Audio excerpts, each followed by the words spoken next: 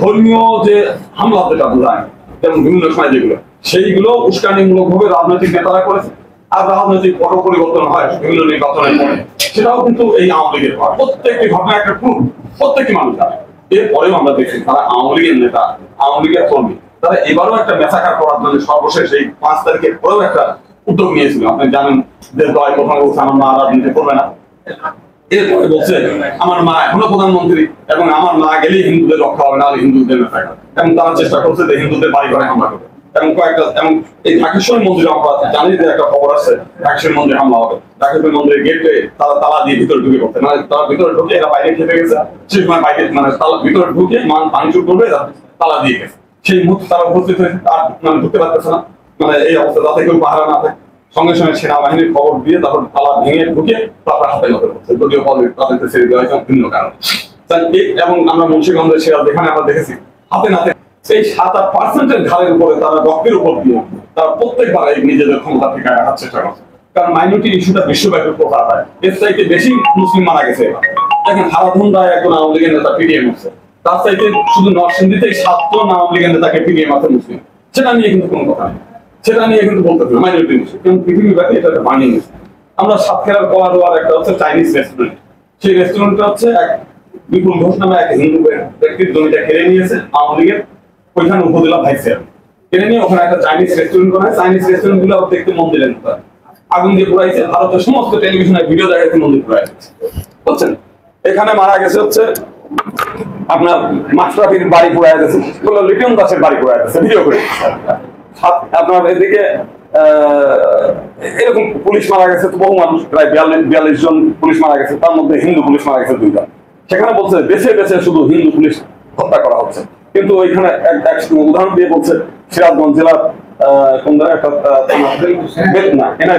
এনায়েতপুর থানার পুলিশ হত্যা করেছে 13 জন পুলিশ। কোন মিডিয়া বলছে 13 জনের 13 জনই হিন্দু, কোন মিডিয়া বলছে 13 জনের মধ্যে 9 জন হিন্দু পুলিশকে হত্যা করেছে, বাস্তবে 1 জন পুলিশ। এই যে মিডিয়াগুলো মানে ভারতীয় এই মিডিয়াগুলো কেন করেছে, তারা তাদের এলাকার রাজনীতি করার জন্য এক পক্ষকে ঘায়েল করার জন্য, সেটাও কিন্তু আমাদের ব্যবহার করে। মানে আমাদের দেশের মধ্যে এক গোষ্ঠী করে, আবার এখান থেকে যারা আমাদেরকে সহানুভূতি মনে করে তারাও কিন্তু এই কাজটাই করছে। এইখান থেকে ধরেন উত্তরবঙ্গের বহু হিন্দুকে তারা ভারতের পাশে নিয়ে গেছে, চলেন যাই ভারতের নেতারা আসতেছে বর্ডারে, আপনাদের জন্য বর্ডার খুলে দিচ্ছে, আপনারা সব ভারতে চলে যাবেন। ভারতের এক নেতা বলছে যে আমাদের 1 কোটি লোককে আপনাদের আশ্রয় দিলে, তা আমাদের লোক ওখানে চলে গেছে। মানে এমন একটা অবস্থা দেখেন, আমরা সবাই মিলে চলে গেলাম বর্ডারে। এখন যদি একটা দুষ্কৃতিকারী আমার বাড়ি ঘুরায় যায়, এরকম অন্তত উত্তরবঙ্গের সব হিন্দু বাড়ি ঘুরাই দিতে পারতো, কারণ আমরা তো কেউ নেই। আমাদের বাড়ির গরু ছাগল মানে সব চুরি করে নিয়ে যেতে পারতো, কারণ আমরা তো নাই। মানে তারা আমার বাড়িটাকে অরক্ষিত রাখে, তারা ভিডিও করবে, সেই জন্য আমাদের লোকগুলোকে ডেকে নিচ্ছে। আচ্ছা ডেকে নিয়ে কিন্তু জানো ওইখান থেকে তাদেরকে প্রায় 1-1.5 দিন ওইখানে রাখছে, কেউ জলের মধ্যে নদীতে সাঁতরাচ্ছে, এরকম একটা ভিডিও করবে, আপনার সাঁতার দেন, অমুক করেন তমুক করেন। এই যে লোকগুলোকে আপনি দেখে নিয়ে গেলেন, ভিডিও করলেন, আমরা তো দেখছি টেলিভিশন চ্যানেলে আমাদের দেখে নিয়ে গেলে বক্তব্যের পরে অন্তত একটু পয়সা করে দিয়ে দেয় যারা পাড়া। তাহলে ওইখানে যখন গেছে যারা, তাদের জন্য তো ওই কাঁটাতারের উপর দিয়ে তোমরা তো ঢুকতে দেবে না, আমরা জানি। তো ওখান থেকে 200 প্যাকেট বিস্কুট আর 200 প্যাকেট জলের বোতলও ছুঁড়ে ফেলে দিতে পারতো, যে আপনাদের দেখে নিয়ে এসে আমরা একটু ভিডিও টিডিও করতেছি, আপনাদের ব্যবহার করতেছি না, অন্তত এইটা খেয়ে দাঁড়ায় থাকে, না খাওয়ায় থাকিয়ে ভিডিও টিডিও করা হয়েছে, পরে দাঙ্গা বাড়াইছে। মানে এই ধরনের আমাদেরকে ব্যবহার করে। এর একটা আনুষ্ঠানিক ভাবে একবার স্থায়ী ভাবে আমরা একটা চাই, মানে কি বলে সমাধান চাই।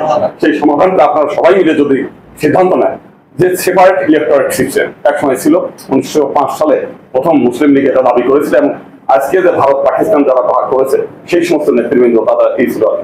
যদি আজকে পার্লামেন্টে একটা লোক নাই সত্য কথা বলার মতো, আমরা তো বাইরের মানুষ, আমি আর কতদিন বলবো।